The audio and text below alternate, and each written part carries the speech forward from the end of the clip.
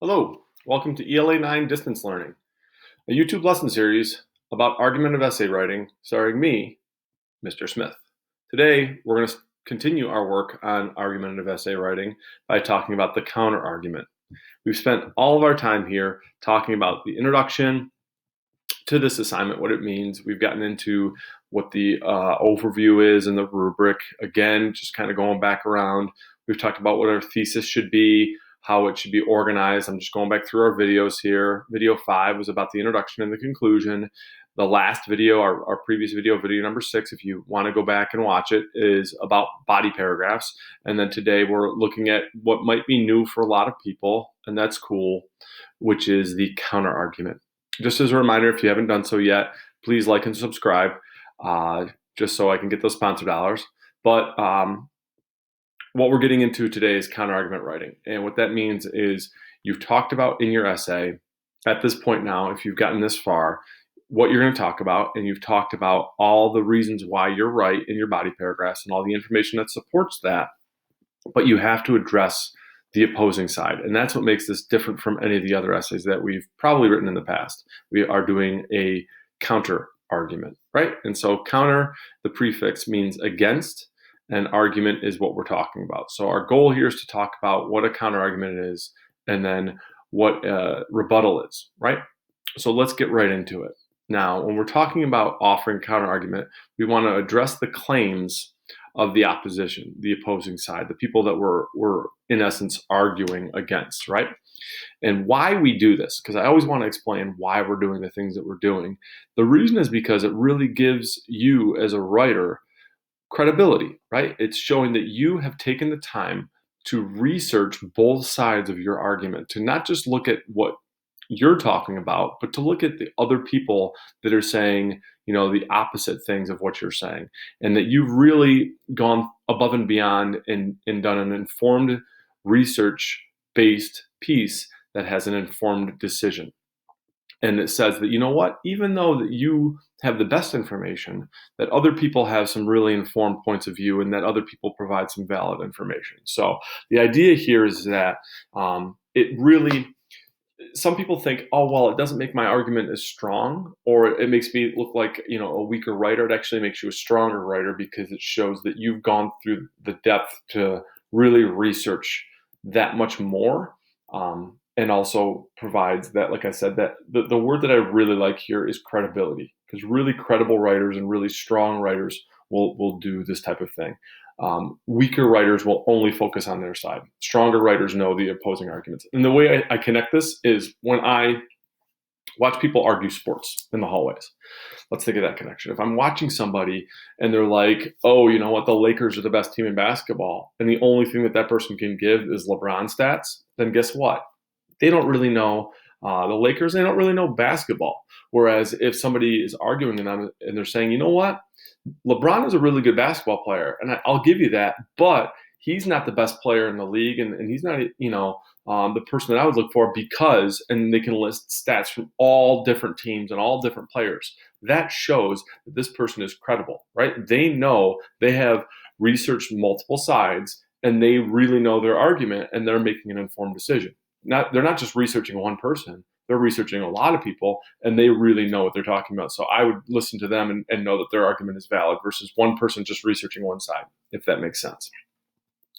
So when we think about effective counter-arguments, we want to consider who we're writing to and consider our audience, right? In this case, me, I'm going to be the audience, the one reading this, and really understand that some of your concerns really respect that audience's opinion. The big thing that we want to do is not focus on what it's not really referred to here, but what are called logical fallacies. The big logical fallacy that some people make, and we've talked about it in class before, but we haven't really gotten in depth. There's one specifically called ad hominem. Ad hominem is attacking the person, right? Going back to our Lakers basketball example, if I was in the hallway and I saw a student and they said, hey, Mr. Smith, Syracuse basketball didn't really do very well this weekend, and I say, you're stupid, that's ad hominem, right? I'm not attacking the argument, I'm attacking the person. We don't want to use rude language in our argument because that's not how we consider arguments. We consider arguments with facts and with evidence, right? Not with negative language. And some people do that. We see it all the time, because when we get backed into a corner with our argument, we lash out at the person and not at the argument. And so it's a situation where if you don't have enough information, it's easiest in like a physical sense to say, you know what, I'm not really comfortable talking about that right now. I need to do a little bit more research, and then just go back and do more research. But people aren't comfortable doing that. They just want to argue with each other. So when we think about the construction of this argument, what does it mean and what does it look like?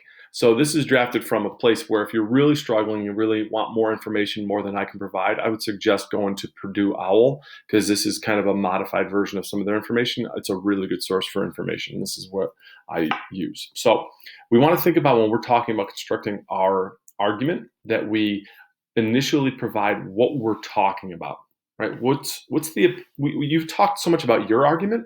What's the opposing argument? I don't know. You've talked so much about what you're saying. What's the opposing side? So you want to clarify in the beginning of that paragraph, of that rebuttal paragraph, of that counterargument paragraph. You need to state accurately and fairly the main points of that argument. And I joke that you're about to destroy it, right? So you can't just go really out there and kind of be biased in your language and say, all these negative things about the argument. Be honest. Say what it is. And then say what the position is on this, right? Maybe why you disagree with this specific argument. Say, what are the limits of the specific argument? So that way you can go through step 3 and refute it. And one of the easiest things that we talk about here is looking at the specifics of that counter argument that are kind of limiting based on kind of what we're talking about here. So like, I don't know without knowing your paper, is what I'm saying.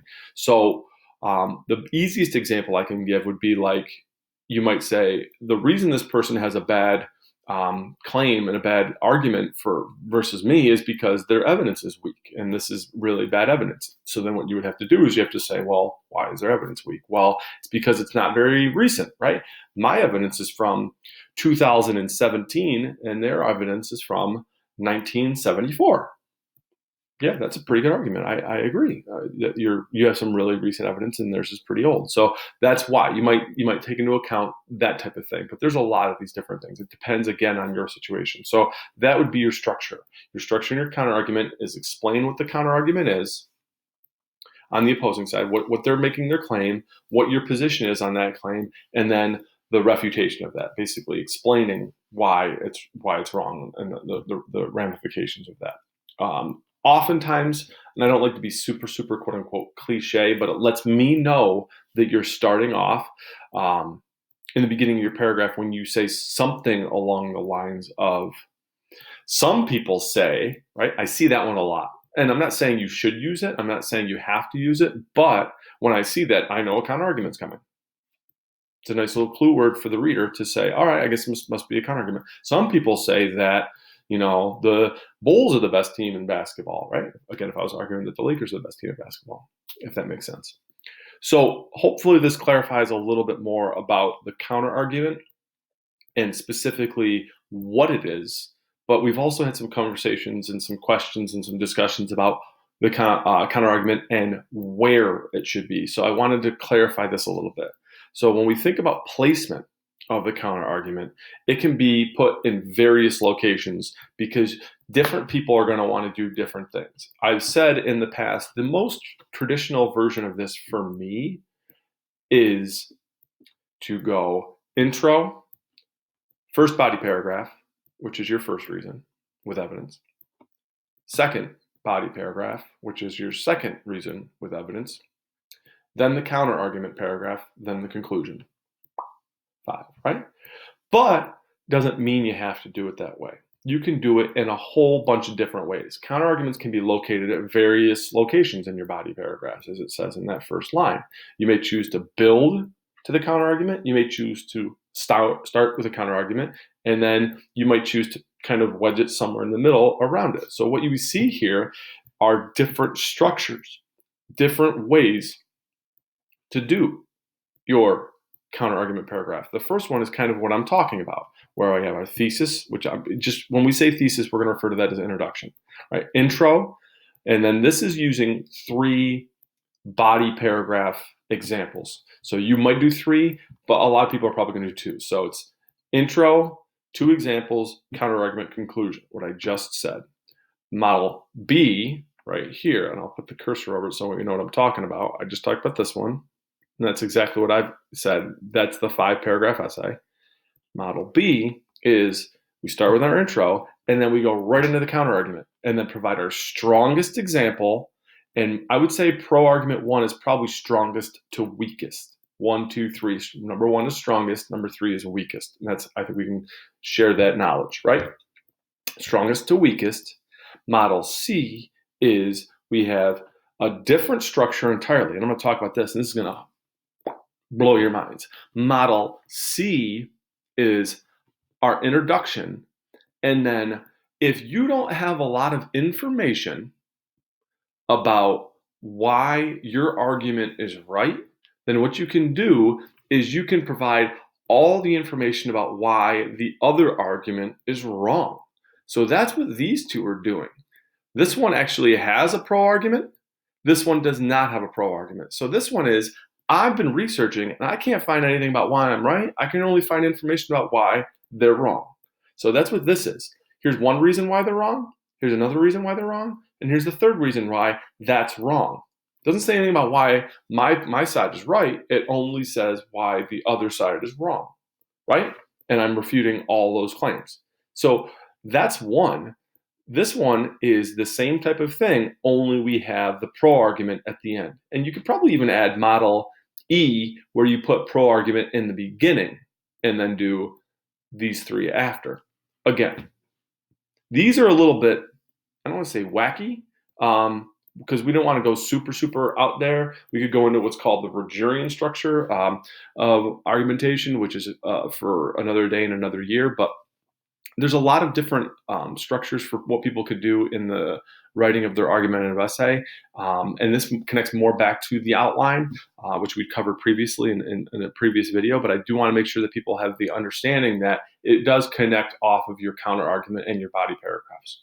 So at this point now, the hope is that you have everything that you need. We've gone over the introduction. We've gone over the body paragraphs. We've gone over the counterargument. We've gone over the conclusion. Guess what? That's your essay. So at this point right now, basically, we should know what we need to do and how to write this essay. The things all going forward in this, if I spend just a couple seconds going back, which I am, are a lot of review and a lot of things that are going to help you complete the actual assignment. So if you're one of those types of people that's like, I don't really want to do more than I absolutely need to, then here is probably a place where you can stop. I would suggest that you don't. But going forward, what you see, the next video is about rough draft writing and how to write a rough draft, revision, right? And the review, I mean, is stuff that we've talked about in the past. Same thing with revision, writing the rough draft and the final copy, how to edit, how to do the final checklist, and then what you can do to submit this. All this stuff I'm going to do over these next couple days.